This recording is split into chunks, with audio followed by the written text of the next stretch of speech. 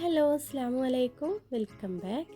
മുട്ട വെച്ചിട്ട് ഇന്നത്തെ ഇഫ്താറിന് നമുക്ക് വെറൈറ്റി ആയിട്ടൊരു സ്നാക്സ് റെഡിയാക്കി എടുത്താലോ. അധികം ടൈമൊന്നും വേണ്ട കേട്ടോ അത് ഉണ്ടാക്കാനായിട്ട്. ഇതിൻ്റെ ഉള്ളിൽ ഇതാ ഒരു ചെറുതായിട്ടൊരു ചട്നിയൊക്കെ വരുന്നുണ്ട്.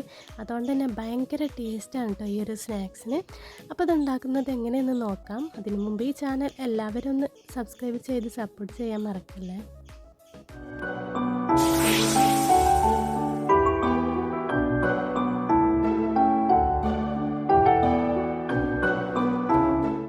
അപ്പോൾ ഈ ഒരു സ്നാക്സ് ഉണ്ടാക്കാൻ വേണ്ടിയിട്ട് ആദ്യം തന്നെ ഒരു 3 മുട്ട എടുത്തിട്ട് ഒന്ന് ബോയിലും ചെയ്തെടുത്തിട്ടുണ്ട് കേട്ടോ.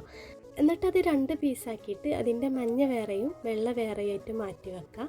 അപ്പോൾ ഈ ഒരു വെള്ളം ഉണ്ടല്ലോ അത് പൊട്ടിപ്പോകാതെ ശ്രദ്ധിക്കണം.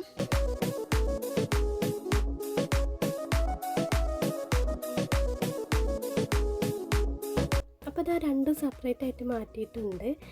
ഇനി ഇതിലേക്കൊരു ചട്നി റെഡിയാക്കി എടുക്കണം കേട്ടോ. അപ്പോൾ ഒരു മിക്സിയുടെ ജാറിലേക്ക് കുറച്ച് മല്ലിയില ഇട്ട് കൊടുക്കുക. അതേപോലെ തന്നെ കുറച്ച് പുതിനയിലയും കൂടി ഇട്ട് കൊടുക്കുന്നുണ്ട്.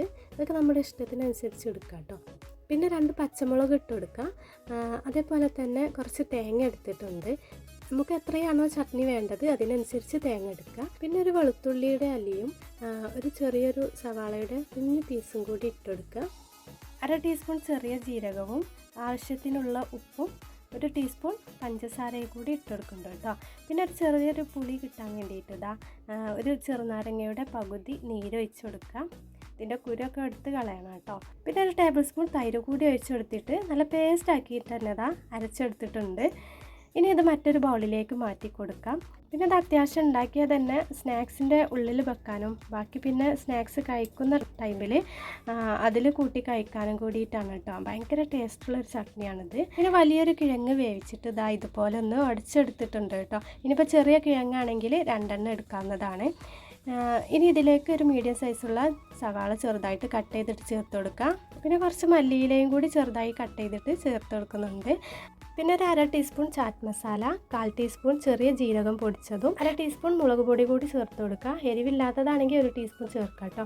പിന്നെ ഒരു 1/4 ടീസ്പൂൺ ചില്ലി ഫ്ലേക്സ് ഇട്ട് കൊടുക്കുക. അതേപോലെ തന്നെ ഒരു 1/4 ടീസ്പൂൺ വെളുത്തുള്ളി ചതച്ചതും കൂടി ചേർത്ത് കൊടുക്കുക കേട്ടോ. പിന്നെ നേരത്തെ നമ്മൾ മാറ്റി വെച്ചിട്ടുള്ള മുട്ടയുടെ മഞ്ഞ ഉണ്ടല്ലോ അതും കൂടി ഇതിലേക്ക് ഇട്ട് കൊടുക്കാം. എന്നിട്ട് എല്ലാം കൂടി നന്നായിട്ട് തന്നെ മിക്സ് ആക്കിയിട്ടെടുക്കാം. അപ്പോൾ ഇതാണ് കേട്ടോ നമ്മുടെ സ്നാക്സിന് ഫില്ലിംഗ് ആക്കിയിട്ട് വെച്ചെടുക്കുന്നത്. ഭയങ്കര ടേസ്റ്റുള്ളൊരു ഫില്ലിംഗ് തന്നെയാണിത്. ഇനിയിപ്പോൾ ഇതിലേക്കൊരു ബാറ്റർ കൂടി റെഡിയാക്കി എടുക്കണം. അപ്പോൾ മറ്റൊരു ബൗളിലേക്ക് ഒരു മുട്ട എടുത്തിട്ടുണ്ട് കേട്ടോ. അതിലേക്ക് 2 ടേബിൾ സ്പൂൺ മൈദമാവ് ഇട്ട് കൊടുക്കാം. പിന്നെ ഒരു 1/4 കപ്പ് പാലും കൂടി വെച്ചെടുത്തിട്ട് നന്നായിട്ടൊന്ന് മിക്സ് ആക്കിയിട്ട് എടുക്കാം കേട്ടോ. ഇനിയിപ്പോൾ അത് തിക്കായിട്ട് വന്നിട്ടുണ്ടെങ്കിൽ കുറച്ചുകൂടി പാൽ ഒഴിച്ച് കൊടുക്കാവുന്നതാണ്. പിന്നെ കുറച്ച് ബ്രെഡ് ക്രംസും കൂടി എടുത്തിട്ടുണ്ട് കേട്ടോ. ഇനി നമുക്ക് സ്നാക്സ് ഉണ്ടാക്കി തുടങ്ങാം. അപ്പോൾ ഒരു മുട്ടയുടെ പേസ്റ്റ് എടുത്തിട്ട് അതിൻ്റെ ഈ ഒരു മഞ്ഞ കളഞ്ഞ ഈ ഒരു സ്പേസ് ഉണ്ടല്ലോ അതിലേക്ക് നമ്മുടെ ഈ ചട്നി വെച്ച് കൊടുക്കാം. നന്നായിട്ട് തിക്കായിട്ട് തന്നെ വെച്ച് കൊടുക്കാം കേട്ടോ. അത് ഫുള്ളായിട്ട് വെച്ച് കൊടുക്കാം. എന്നിട്ട് നമ്മൾ ഉണ്ടാക്കി വെച്ചിട്ടുള്ള ആ ഒരു ഫില്ലിംഗ് ഉണ്ടല്ലോ ആ മസാല ഇതുപോലെ ഒന്ന് ഇതിൻ്റെ മുകളിലായിട്ട് വെച്ച് കൊടുത്തിട്ട് നന്നായിട്ട് തന്നെ പ്രസ്സാക്കിയിട്ട് ഈ മുട്ട കവർ ചെയ്യുന്ന രീതിക്ക് മസാല വെച്ച് കൊടുക്കുക കേട്ടോ. ഇനിയിപ്പോൾ അത്യാവശ്യം വലുപ്പമുള്ള മുട്ടയൊക്കെ ആണെങ്കിൽ ഇതിൻ്റെ മുകൾ വശത്ത് മാത്രം ഈ ഫില്ലിങ് വെച്ച് കൊടുത്താലും മതിയാവും. ഞാനിപ്പോൾ ചെറിയ മുട്ട ആയതുകൊണ്ട് തന്നെ ഇതുപോലെ മുട്ട ഫുള്ളായിട്ട് കവർ ചെയ്യുന്ന രീതിക്കാണ് കേട്ടോ ബോൾസ് ആക്കിയിട്ട് എടുത്തിട്ടുണ്ട്. ഇനി ഇത് ഈ മുട്ടയുടെ ബാറ്ററിലാക്കി കൊടുക്കുക. നമ്മൾ കട്ട്ലേറ്റൊക്കെ റെഡിയാക്കുന്ന രീതിക്ക് കേട്ടോ. എന്നിട്ട് ഇതിൻ്റെ മുകളിൽ ഫുള്ളായിട്ട് ബ്രെഡ് ക്രംസ് ആക്കി കൊടുക്കുക. ഞാനിത് 2 പ്രാവശ്യം ചെയ്യുന്നുണ്ട് കേട്ടോ. ഇങ്ങനെ ചെയ്തിട്ട് വീണ്ടും മുട്ടയുടെ മിക്സിലാക്കി കൊടുക്കുക. എന്നിട്ട് വീണ്ടും ബ്രെഡ് ക്രംസ് ആക്കി കൊടുക്കുക. അങ്ങനെ ചെയ്യുമ്പോൾ ഒന്നുകൂടി ടേസ്റ്റ് കൂടും. പിന്നെ അതേപോലെ തന്നെ ഫില്ലിംഗ് ഒന്നും പുറത്തേക്ക് വരില്ല. നന്നായിട്ട് തന്നെ കവർ ചെയ്തെടുക്കുക കേട്ടോ. ഇതേപോലെ തന്നെ ബാക്കിയുള്ളത് മുഴുവനായിട്ട് നമുക്ക് ചെയ്തെടുക്കാം. അപ്പോൾ എല്ലാ സ്നാക്സും ഇവിടെ ബോൾസ് ആക്കിയിട്ട് എടുത്തിട്ടുണ്ട് കേട്ടോ. ഇനിയിപ്പോൾ ഇതൊന്ന് ഫ്രൈ ആക്കിയിട്ട് എടുക്കാം. നല്ലതുപോലെ ഓയിൽ ചൂടായിട്ട് വേണം കേട്ടോ ഓരോ സ്നാക്സ് ഇതിലേക്ക് ഇട്ട് കൊടുക്കാനായിട്ട്.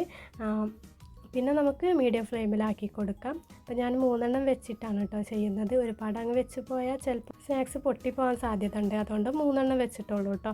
ഒരു വശം ഇതുപോലെ ആയി കഴിഞ്ഞാൽ നമുക്ക് തിരിച്ചിട്ട് കൊടുക്കാം. അങ്ങനെ ഈ ഒരു ബോൾസിൻ്റെ എല്ലാ വശവും ഇതുപോലെ ഗോൾഡ് കളർ ആവുന്ന രീതിക്ക് എല്ലാ വശവും തിരിച്ചു മറിച്ചൊക്കെ ഇട്ട് കൊടുത്തിട്ട് ഫ്രൈ ആക്കിയിട്ട് എടുക്കാം കേട്ടോ.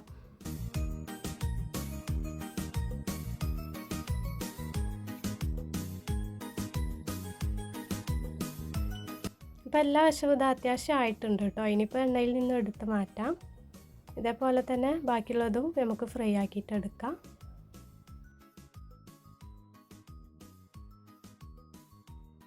ഇങ്ങനെ ഇപ്പോൾ നമ്മുടെ സ്നാക്സ് ഇവിടെ റെഡി ആയിട്ടുണ്ട് കേട്ടോ. ഭയങ്കര ടേസ്റ്റിലുള്ളൊരു സ്നാക്സ് തന്നെയാണത്.